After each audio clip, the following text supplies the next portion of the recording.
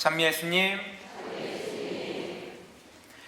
네, 지난주 성탄 때 저희 본당에서는 66분의 새로운 신자가 세례를 받았습니다. 참으로 기쁜 일이죠. 여기 계신지는 모르겠지만 모두 축하드립니다. 하지만 전체 교회에서 볼 때는 신자 수가 급격히 줄고 있다고 합니다. 그래서 동기부재들과 술을 마시다 보면 미래에도 교회가 존재할 수 있을까? 이런 이야기를 할 때가 있습니다. 여러분은 어떻게 생각하시는지요? 30년 후에도 교회가 존재할 수 있을까요?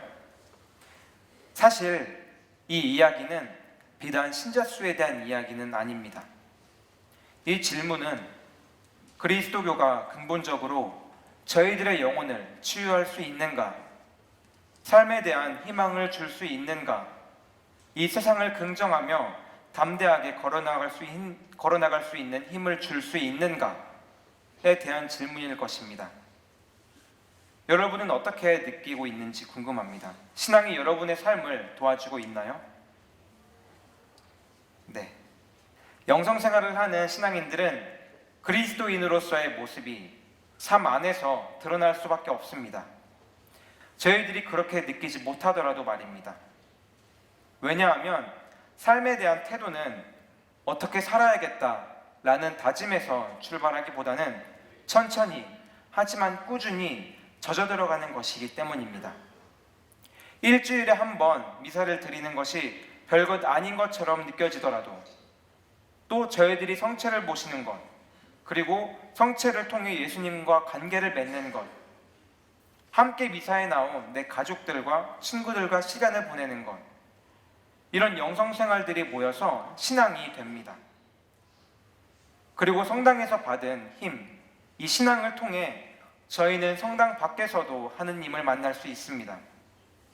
새삼스럽지만 가족들에게 애정 어린 말을 하면서 친구들과 함께 먹고 마시는 즐거움을 통해서, 그리고 갑자기 하늘에서 내려오는 비나 눈 혹은 노을을 보며 문득 느껴지는 뭉클함, 이런 사소한 순간들 안에서도 저희는 하느님의 조각을 발견할 수 있습니다. 결과적으로 저희 신앙인들은 일부러 애를 써서 그렇게 하는 것이 아니라 자신도 모르게 신앙이 생기고 교회의 사람으로 변해갑니다. 그래서 저희 신앙인들에게 세상 일에 관여하기보다는 기도 생활과 같은 영적인 것에만 집중하며 살아야 한다 라는 생각은 옳지 않습니다. 왜냐하면 기도와 삶은 구별되는 것이 아니고 또 교회 안에서 하는 영성생활과 교회 밖에서 살아가는 일상 역시 무자르듯이 정확히 나뉠 수도 없고 나뉘어져도 안 되기 때문입니다. 오늘 성가정 축일을 기념하며 기억해야 할 것은 가정이야말로 가장 작은 단위의 교회라는 사실입니다. 가정에서 함께하는 영성생활과 일상들이 가족들의 삶을 결정합니다. 사실 예수님, 성모님, 요셉 가족은 어머니는 그 당시 돌을 맞아 죽을 수 있는 죄인이었고 아버지는 평범한 목수였으며 그 아들은 생부가 누군지도 모르는 사람이었습니다. 하지만 우리가 그분들을 성가정이라고 부르는 이유는 그 중심에는 하느님이 있었고 그 힘으로 오늘 복음에서 보았듯 힘겨운 삶을 살아낼 수 있었기 때문입니다.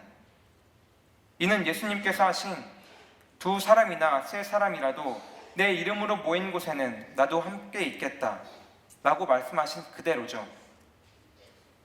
이처럼 신앙은 가정에서도 성당 안에서도 성당 밖에서도 저희들의 일상을 새롭게 하고 생기 있게 해줄 것입니다. 그러니 저희가 받은 이 신앙의 유산을 더 소중히 여길 수 있으면 좋겠습니다. 오늘이 2019년 마지막 주일인데요. 다가오는 2020년도 예수님과 함께 이 삶의 여정을 걸어나갈 수 있기를 기원합니다. 제2독서 말씀으로 강론을 마치겠습니다. 형제 여러분, 하느님께 선택된 사람, 거룩한 사람, 사랑받는 사람답게 감사하는 사람이 되십시오. 잠시 묵상하시겠습니다.